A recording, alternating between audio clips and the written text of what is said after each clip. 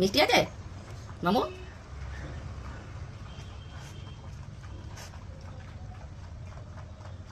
ব্যাস রস বেরিয়ে গেছে, এবার ছানা ফেলে দাও।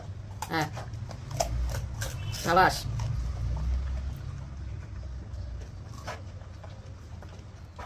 এই যে দেখুন বাকি ছানাগুলোর হচ্ছে দাঁতে কষ্ট, তাই জন্য তারা খাবে না, মানে চিকনের সিনে নেই। কিন্তু হার্ডলি আগাগোড়াই আখ খেতে ভালোবাসে, তবে আখটা ওদের মডারেশনে খাওয়া যায়। এই আখ চিবোচ্ছে হার্ডলি প্রায় 1.5 বছর বাদে। তো আমি কখনো ওদের জুস দিই না, চিবিয়ে খেতে দিই, তাহলে দাঁতগুলো ক্লিন থাকে। আর হার্ডলি খুব এনজয় করে এই চিবিয়ে খাওয়ার বিষয়গুলো। এই দেখুন সুন্দর কিন্তু এই যে চিবিয়ে রসটা খেয়ে চিবিয়ে ফেলে দিচ্ছে। মানে আমি আখের রস খেতে গিয়ে দেখলাম ভালো মিষ্টি আছে বলেই আমি ওদের জন্য নিয়ে এসেছিলাম। তো বাকিরা কেউ খেলো না, হিরো আগে খেতো, এখন বাবু খাওয়া বন্ধ করে দিয়েছে। কিন্তু হার্ডলিকে দুটো দিয়েছি, আর পরে আমি আবার খাবো।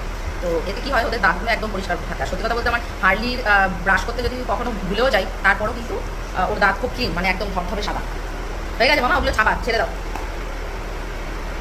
আর সব থেকে ভালো জিনিস হচ্ছে হার্ডলি খুব কথা শোনে, মানে এই যে ডায়েট করাই আমি যেরকম কি বলি, ও কিন্তু খুব বোঝে, কথা শোনে।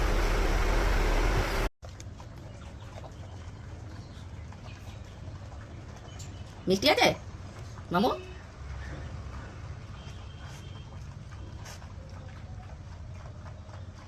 ব্যাস রস বেরিয়ে গেছে, এবার ছানা ফেলে দাও। হ্যাঁ সাবাস।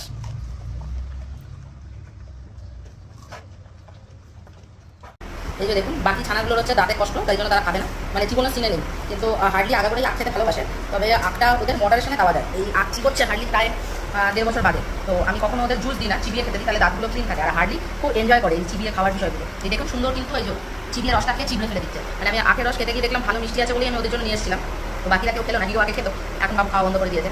কিন্তু হার্ডলিকে দুটো দিয়েছি, আর পরে আমি আবার খাবো। তো এতে কি হয়, ওদের দাঁতগুলো একদম পরিষ্কার থাকে। সত্যি কথা বলতে আমার হার্ডলির ব্রাশ করতে যদি কখনো ভুলেও যাই, তারপরেও কিন্তু ওর দাঁত খুব ক্লিন, মানে একদম ধবধবে সাদা হয়ে গেছে। মামা ওগুলো ছাপা ছেড়ে দাও। আর সব থেকে ভালো জিনিস হচ্ছে হার্ডলি খুব কথা শোনে, মানে এই যে ডায়েট করাই আমি যেরকম কি বলি, ও কিন্তু খুব বোঝে, কথা শোনে।